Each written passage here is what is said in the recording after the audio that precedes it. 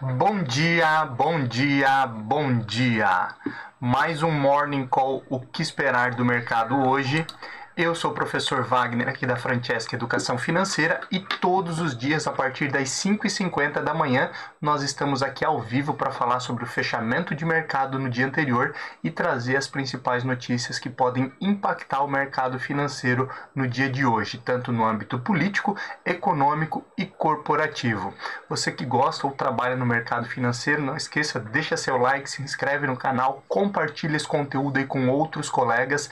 Dessa forma, a gente leva educação financeira para cada vez mais pessoas e principalmente o YouTube entrega esse conteúdo aí de forma relevante a cada vez mais pessoas também, isso tudo gratuitamente. Você também pode acessar um dos nossos grupos de WhatsApp, onde esse material também é enviado para você antes das 7 horas da manhã, ali em PDF, diretamente no grupo para você acompanhar e consultar a qualquer momento do seu dia. Hoje, dia 14 de setembro de 2021, após aí uma semana turbulenta como nós tivemos aí na semana passada, com o índice Bovespa aí caindo bastante aí na retrospectiva aí da semana, né? Ontem nós tivemos um dia aí com menor volatilidade e recuperação das bolsas americanas, aonde automaticamente aí favoreceu aí uma alta do Ibovespa, também aí com uma ênfase maior no discurso do presidente Jair Bolsonaro, aonde ele falou aí num discurso no Rio Grande do Sul de que é necessário o respeito entre os três poderes e isso automaticamente trouxe mais confiança também para o mercado como um todo. A preocupação aí ficou por conta aí da alta da inflação, já na semana passada, e uma nova perspectiva aí no relatório Focus, que a gente fala ainda um pouquinho mais no dia de hoje, tanto com perspectivas de inflação, quanto perspectivas aí em relação à taxa Selic, que acabaram sendo ampliadas aí no dia de ontem. Ainda temos o ministro Paulo Guedes aí frisando que os membros do STF aí no dia de ontem, principalmente o Barroso, deve atuar aí junto à CNJ para questão dos precatórios, né? Lembrando aquela regra aí da PEC dos precatórios aí, que é uma das ideias do governo nesse momento, de que a regra dos precatórios respeite também a regra dos gastos públicos, que iniciou lá no ano de 2016 e pega os gastos do ano anterior e soma no máximo a inflação dos últimos 12 meses para poder gastar no ano seguinte. Com isso, abriria também espaço no orçamento 2022. Por aqui, obviamente, além de todas as questões políticas aí que impactaram desde os movimentos do dia 7 e também movimentos contra o presidente Jair Bolsonaro no final de semana, nós temos os investidores aí de olho na crise hídrica, na própria CPI da Covid e o risco fiscal que acaba preocupando também. No exterior aí tivemos as bolsas americanas, como falado anteriormente, subindo após 5 dias aí, 5 pregões de queda, o mesmo acontecendo aí nas principais bolsas europeias também, que vinham de quedas consecutivas. Lá nos Estados Unidos aí, uma redução nos casos de Covid traz uma nova perspectiva para os investidores, olhando aí para esse cenário de retomada econômica e muita expectativa aí em torno da divulgação do CPI, que é a inflação oficial lá dos Estados Unidos, que é divulgada no dia de hoje, e a gente fala um pouquinho mais sobre isso ainda no nosso Morning Call. Europa, como falado anteriormente, também aproveitou aí o momento e mesmo com uma perspectiva de alta acima do esperado do índice de preços no atacado lá na Alemanha, ainda veio com bons resultados.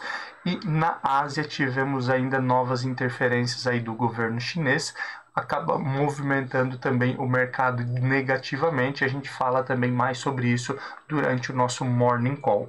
Vamos olhar um pouquinho aí para toda essa questão em números, o que facilita um pouquinho mais. Tivemos ontem, então, o índice Ibovespa subindo 1,85%. a 116.404 pontos. O dólar com isso aí, com essa maior confiança aí, caiu 0,74% a R$ 5,22. E olhando para as bolsas norte-americanas, nós tivemos aí a bolsa de tecnologia norte-americana caindo 0,07%, principalmente aí com uma mudança aí no ciclo de ações, né? Os investidores olhando aí não tanto mais para empresas de tecnologia, mas empresas aí com maior valor e que já estejam mais estabelecidas, mas ainda uma lateralização aí, basicamente na bolsa de tecnologia Nasdaq. S&P 500 subiu 0,23, chegando aí a 4.468 pontos, e Dow Jones aí subiu 0,76, chegando aí aos 34.869 pontos. Olhando aí para a Europa, nós tivemos aí o euro também caindo 0,64% a R$ 6,17. E olhando para as bolsas, aí o DAX na Alemanha subiu 0,59 a 15.701 pontos. O CAC na França subiu 0,20 a 6.676 pontos. E no Reino Unido a alta foi de 0,56% a 7.068 pontos. Olhando para a Ásia, que a gente sempre fala aí sobre fechamento da Ásia, no fechamento também do nosso Morning Call, mas relembrando aqui, China caiu 0,45% a 14.705 pontos, e o Japão aí aproveitando o bom momento aí de retomadas, né, alta de 0,22 a 30.447 pontos. Olhando para o cenário de cripto, tivemos nova queda aí nas cripto, né? Bitcoin caindo 0,42%, enquanto o Ethereum caiu 1,35% aí no dia de ontem. Petróleo futuro também vivendo um bom momento aí com altas, né? Principalmente após algumas definições e redução da produção de petróleo nos Estados Unidos, e uma maior perspectiva aí de demanda, né? Com a redução dos casos de Covid-19, principalmente da variante Delta, em diversos países. Com isso, o Brent ontem fechou a sua negociação a $73,68 e o WTI a $70,70 o barril. O índice S&P 500 VIX, que é o famoso índice do medo, que havia subido aí mais de 11% no dia anterior, ontem fechou em queda de 7,54%, voltando abaixo dos 20 pontos, né? A gente sempre ressalta que a partir de 20 pontos o índice VIX, que mede a volatilidade aí, né, do mercado de ações, o risco da oscilação no mercado de ações, ele se torna mais imprevisível, e quanto menor esse índice, menor essa volatilidade, menor o risco nesse mercado acionário. Olhando aí para metais futuro, nós tivemos aí ontem o ouro fechando a $1.793,40 a onça, alumínio futuro aí fechando a $2.890 a tonelada, e o ferro refinado caindo um pouquinho mais, $129,66. Esse é o fechamento de ontem, olhando aí para ferro futuro. E o minério de ferro aí também no dia de hoje sofrendo uma nova queda, o que volta aí para casa dos $120 aí, basicamente, com essa nova queda e a negociação atual do minério de ferro, e acaba automaticamente prejudicando aí empresas exportadoras de minério, como é o caso da Vale, em relação àqueles números que nós já tivemos anteriormente, né, de acima de $220 aí, o preço da tonelada do minério de ferro há alguns meses atrás no superciclo de commodities. Olhando para o fechamento de ontem nós tivemos aí boas altas do índice Ibovespa. Entre as principais altas nós tivemos Cash 3, que é Melius, subindo 12,82% a R$ 6,69. Quem também subiu forte foi BPAN 4, o Banco Pan, que subiu 9,45% a R$ 17,25, principalmente aí com a notícia aí do Banco Pan comprando a plataforma, uma das maiores plataformas aí de classificados de veículo, e mostrando novamente aí o seu ideal nesse momento de atuar aí mais no mercado aí de veículos novos, seminovos, motos inclusive, trazendo então um maior ganho aí para as ações de Banco Pan no dia de ontem. CVCB3 também subindo ontem 9,30%, principalmente principalmente com a retomada econômica e com novas retomadas aí do setor aéreo e de turismo. CVCB3 chegou ontem a R$ 22,21 e DUC3 subindo ontem 8% a R$ 25,12. BID4, né, que são as ações preferenciais de Banco Inter, subindo 7,36% a R$ 21,43. Olhando aí para as principais baixas do índice Bovespa no dia de ontem, tivemos apenas 7 ações do índice ontem que fecharam negativas, entre elas aí Pets 3, que achou aí com queda de 1,74% a R$ 25,99. SUSB3, Suzano Brasil, aí queda de 1,22% a R$ 59,92. MFRG3 Marfrig, fechando com queda de 0,88% a R$ 21,39. TOTS 3, que caiu 0,71 a R$ 37,93, e CCRO3 CCR caindo 0,59 a R$ 11,71. Essas foram as principais quedas do índice Bovespa no dia de ontem. Olhando para indicadores do mercado financeiro brasileiro, hoje vale a pena ficar de olho aí no indicador de crescimento no setor de serviços. Lembrando, a gente sempre ressalta aqui que o setor de serviços sofreu demais durante a pandemia da Covid-19, né, com diversos estabelecimentos, inclusive, tendo que fechar as portas, e uma redução bem grande nesse sentido. E existe também toda aquela expectativa em relação à inflação de serviços conforme a retomada econômica vá acontecendo e a liberação das medidas de distanciamento, principalmente aí por conta aí do isolamento, basicamente, de mais de um ano que a maioria das pessoas acaba passando. Então vale a pena ficar de olho nesse indicador aqui no Brasil. Olhando para exterior, hoje temos algumas situações para ficar de olho, alguns indicadores. Uma delas é a taxa de desemprego no Reino Unido, que caiu aí para sua menor cotação em mais de um ano, né? Menor percentual aí de desempregados em mais de um ano. Hoje aí nós temos discursos aí de membros do Banco Central Alemão e do Bundesbank, também lá na Alemanha, falando aí sobre política monetária e sobre essa perspectiva aí com esses últimos aumentos de inflação e quais serão os próximos passos aí dos bancos centrais. Temos o relatório da IEA, Agência Internacional de Energia, olhando para a perspectiva de petróleo, né? Esse relatório ele olha aí para a perspectiva dos próximos meses e oportunidades olhando também para o próximo ano em relação a petróleo, e com as últimas mudanças e definições em relação à OPEP, a crise de produção de petróleo nos Estados Unidos e o aumento da demanda, é importante ficar de olho nesse aspecto aí para a commodity. Hoje também temos divulgação do índice de investimento direto estrangeiro lá na China, o CPI tão esperado lá nos Estados Unidos, né? O CPI, que é o índice oficial de inflação. Existe aí uma perspectiva aí dele vir em linha, né, basicamente com aquilo que foi no mês passado, e esse indicador aí pode ser aí fundamental aí para os próximos passos do Federal Reserve. Temos também discursos de membros do Banco Central Europeu e a produção industrial e vendas no varejo lá da China, que também podem impactar o mercado asiático.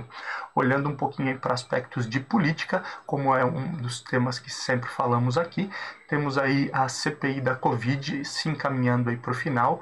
Ontem aí o senador Renan Calheiros informou que entre o dia 20 e 21 desse mês deve ser entregue, e se não houver nenhum fato relevante novo, deve ser entregue o relatório geral aí da CPI, para que ela seja aí votada depois no Senado no dia 23, então podemos ter alguns desdobramentos ainda nesse mês em relação à CPI da Covid.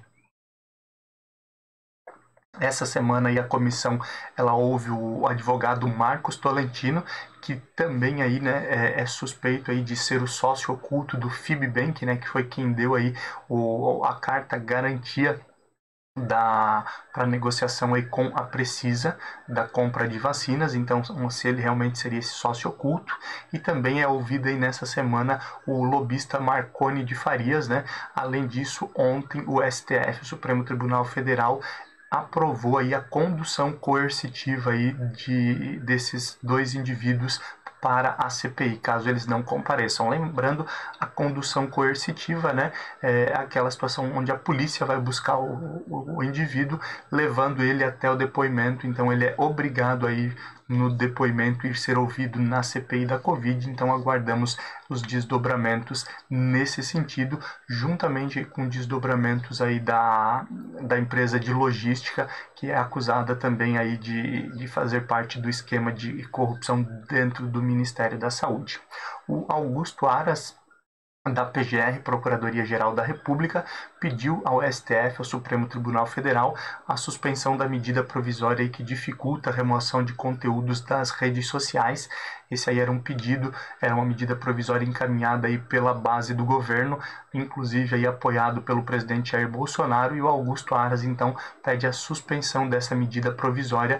Aguardamos cenas dos próximos capítulos. Seria aí um momento de mais uma derrota do atual presidente Jair Bolsonaro, mas especialistas aí dizem que, pelo apoio que a Aras sempre deu ao presidente, basicamente o presidente não estaria mais interessado aí nessa medida provisória. Aguardamos então desdobramentos nos próximos capítulos. O caso das rachadinhas lá no Rio de Janeiro, que envolve o filho do presidente Jair Bolsonaro, Flávio Bolsonaro, ele continua aí sem data para julgamento no STF, e isso também pode trazer aí, assim que tivermos uma data e o julgamento em si, pode trazer novos desdobramentos, inclusive na questão do atrito entre o Supremo Tribunal Federal e o Executivo, né, o presidente Jair Bolsonaro. Então vale a pena ficar de olho também nessas notícias. O PT e o PSOL buscaram aí, nessa semana já estão buscando lideranças partidárias aí do Centrão e da direita para novos atos aí no final de semana contra o presidente Jair Bolsonaro, pedindo impeachment, e justificaram a não participação nos eventos do último domingo por conta aí de divergências em relação ao MBL, né, que foi quem organizou todo esse evento, e foi o MBL também que organizou a maioria dos eventos lá na época do impeachment da ex-presidente Dilma Rousseff. Então também podemos ter desdobramentos nesse sentido e que podem impactar o mercado. E o Arthur Lira, presidente da Câmara, no dia de ontem reuniu uma comissão que planeja aí aprovar os jogos de azar no Brasil, né, regulamentar os jogos de azar, incluindo aí jogo do bicho, bingo, entre outros. Isso, obviamente, aí olhando para uma situação de arrecadação do governo, né, porque regulamentando esses jogos aí, existe aí o imposto, e isso ampliaria principalmente aí a questão da receita, da arrecadação do governo. Aguardamos também cenas dos próximos capítulos, mas vale a pena ficar de olho nesses indicadores de forma geral. Olhando um pouquinho aí para a questão de economia, no dia de ontem tivemos aí divulgação do Boletim Focus, como acontece todas as segundas-feiras. É importante aí frisarmos aí a 23ª semana consecutiva aí de perspectiva de aumento do IPCA, que subiu aí em uma semana de 7,58, que era a perspectiva da última semana, né, para ontem 8% a perspectiva aí para o final de 2021. O mesmo acontecendo também com a Selic, que havia uma perspectiva de 7,63 da Selic no final desse ano, e a nova perspectiva aí do Boletim Focus, os especialistas, né, das instituições financeiras, olhando essa previsão de 8% de taxa Selic ainda nesse ano, mostrando um pouco daquilo que o mercado já olhava, né, com perspectivas talvez de chegar a 8,15% a Selic nesse ano, e surge aí cada vez mais dúvida em relação a qual será o valor, né, do aumento aí da taxa Selic na próxima reunião do Copom, que acontece na semana que vem, dia 21 e dia 22. O Boletim Focus também trouxe aí pela quinta semana consecutiva uma perspectiva de queda no crescimento do PIB, chegando a um crescimento de 5,4%, e a taxa de câmbio subindo aí pela terceira semana consecutiva a R$ 5,20 o câmbio. Então, alguns fatores aí que são importantes ficarmos de olho também. Com toda essa crise fiscal e política também, a demanda de IPOs, né, oferta inicial de ações de empresas menores aí que estavam planejando abrir capital na bolsa, esfriou bastante. Já temos aí um ano com recordes de IPO, mas a perspectiva era maior, principalmente com o aumento de CPFs na bolsa, né? Ultrapassamos os 3,3 milhões de CPF aí na bolsa brasileira, mas com essa crise política e a volatilidade do mercado, acaba aí ficando um pouco mais difícil essas aberturas de capital, visto que investidores acabam buscando empresas maiores, com ofertas maiores e maior segurança também. A divulgação hoje do CPI lá nos Estados Unidos, como nós falávamos anteriormente, né, além de ser muito aguardada aí pelos mercados, olhando aí essa perspectiva de retomada econômica, principalmente em um momento que os Estados Unidos aí tem a sua taxa de inflação anual acima da sua meta, né, ela também pode influenciar aí as decisões do Federal Reserve, o Fed, Banco Central norte-americano, que já deixou bem claro aí nas palavras do presidente Jerome Powell lá no simpósio de Jackson Hole, que foi algumas semanas atrás, que dependendo dos indicadores é que iria ser começado aí a redução nos estímulos econômicos, né? Reduzir aí a recompra de títulos, principalmente os títulos privados que o Fed compra aí mensalmente lá nos Estados Unidos. Então aguardamos com ansiedade também essa divulgação aí por volta das 12h30 horário de Brasília.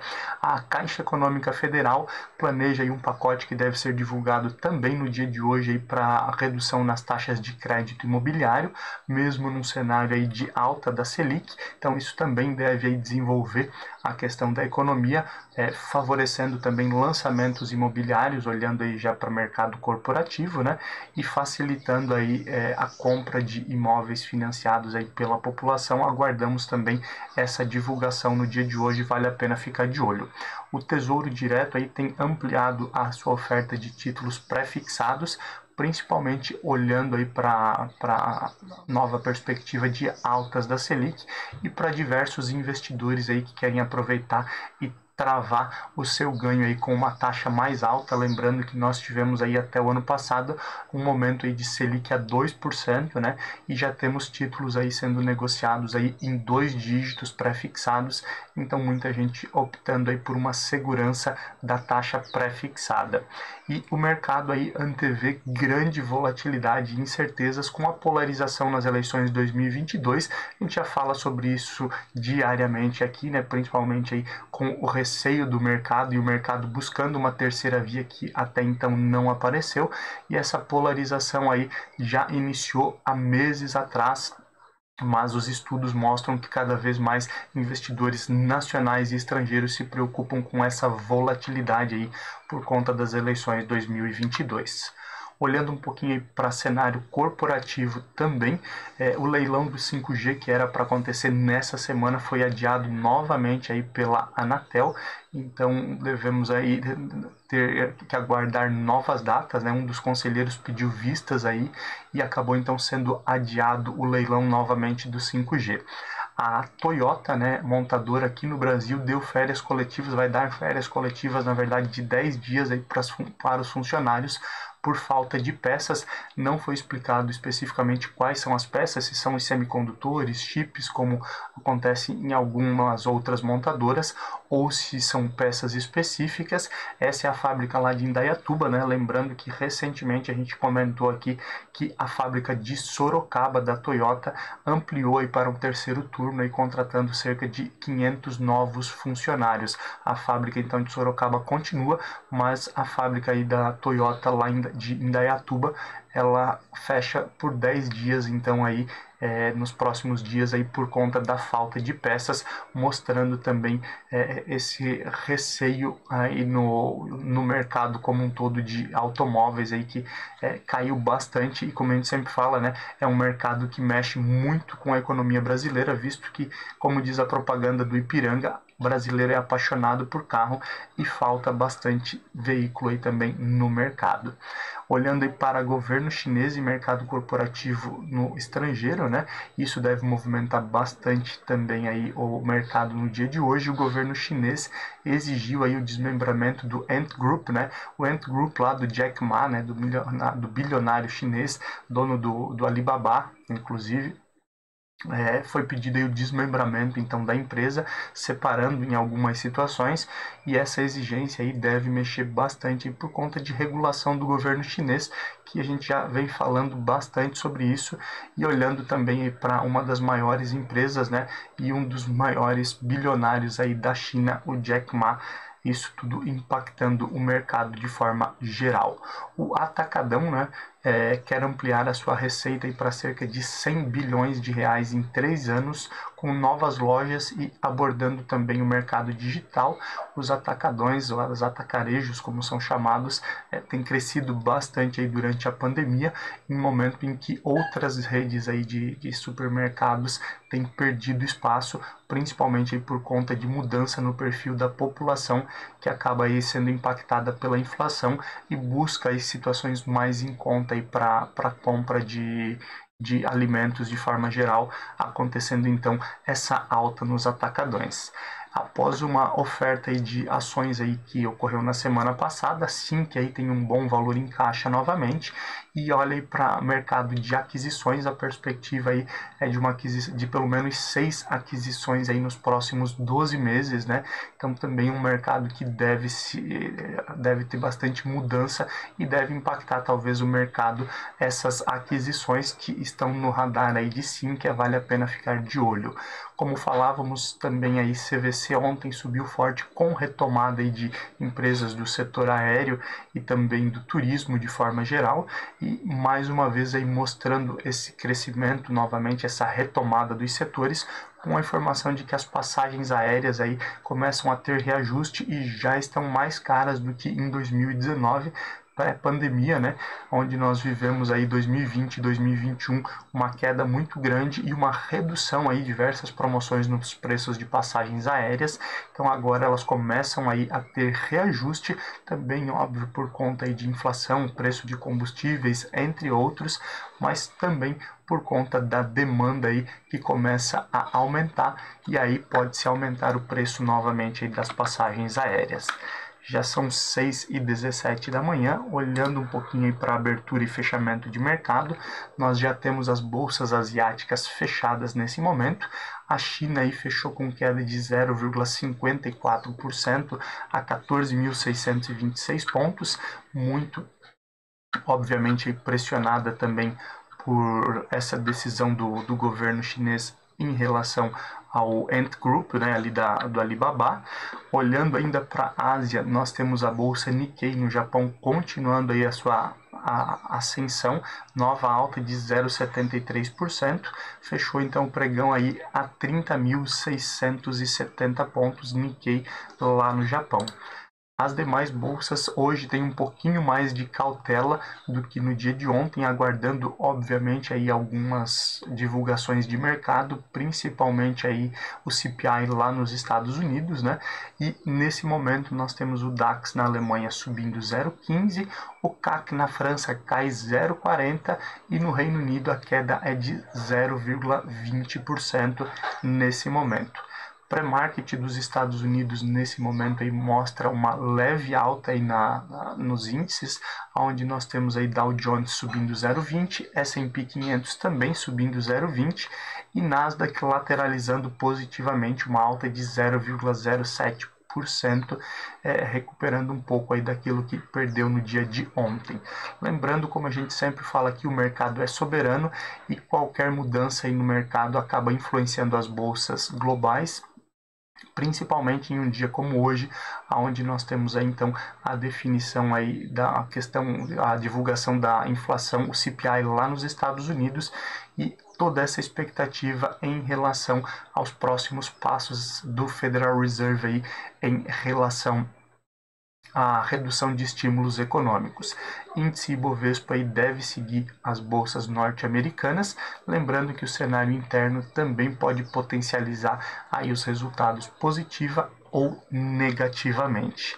Muito obrigado por mais um dia ter a sua companhia aqui, você que nos assiste ao vivo ou posteriormente gravado. Não esquece, então, deixa seu like, se inscreve no canal, compartilha esse conteúdo para que o YouTube entenda o que é relevante e entregue a cada vez mais pessoas de forma gratuita.